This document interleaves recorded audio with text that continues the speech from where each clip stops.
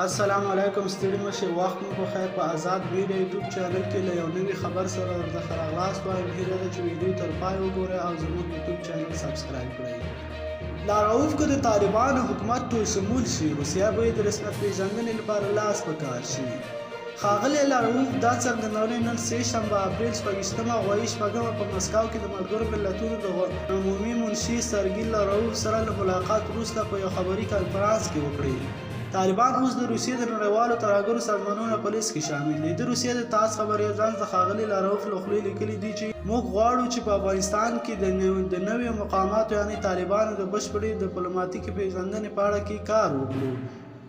د دې درک په اساس چې طالبان په خپل ژمنې پوره کوي او یو نوی همشموله حکومت به جوړوي چې یوازې د توکم په اساس نه وي، ځکه چې دوی اوس ازبک، تاجک او هزارګان لري او په سیاسي لحاظ یې غړي دي، بلکې دا به سیاسي همشمولیت وي چې زموږ آینده ګامونه ټاکي.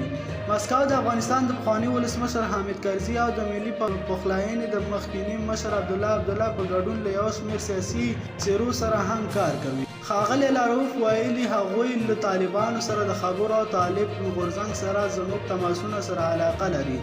موږ هغوی هڅوو چې عملاً دا خبرې پیل شي. د روسیې د بهرنیو چارو وزیر زیاته کړه، موږ د خپلو سفارتونو او خپلو استازي له لارې چې د نورو مسایلو ترڅنګ په اقتصادي همکاریو هم تمرکز کوي له طالبانو سره دوامداره تماسونه لرو.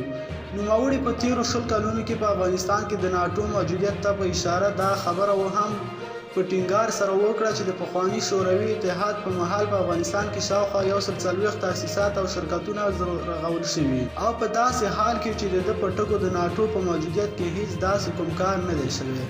د افغانستان مخکینی حکومت چارواکي وایي په تیرو 20 کلونو کې په افغانستان کې زرګونه سړکونه او لویې لارې جوړې شوي، زرګونه ښوونځي او پوهنتونونه او تعلیمي ادارې او روغتیایي مرکزونه او داسې نور تاسیسات هم رغول شوي دي چې نړیوالې ټولنې یې لګښتونه ورکړي دي. د ښاغلي لاراوف تر دغو څرګندونو مخکې مسکو د طالبانو یو ډیپلومات هم په رسمیت منلی و. د اپریل په 6 نیټه د روسیې د بهرنیو چارو وزارت ویاند ماریا زخاروف وویل چې دوی په مسکو کې د افغانستان سفارت ته په استول شوي یاداښت کې ویلي چې جمال ګرووال د افغانستان د نوي شاهزاده افیر په توګه مني. نوموړي وویل چې دا کار د دوه اړخیزو ډیپلوماتیکو روابطو د بیا پیلولو په برخه کې یو ګام ګڼل کیږي. قدرمنو لیدونکو، تاسو د دې موضوع په هکله څه نظر لرئ؟ نظریات مو له موږ سره په کامنټ کې شریک، ویډیو لایک او چینل هم در سره سبسکرایب کړئ.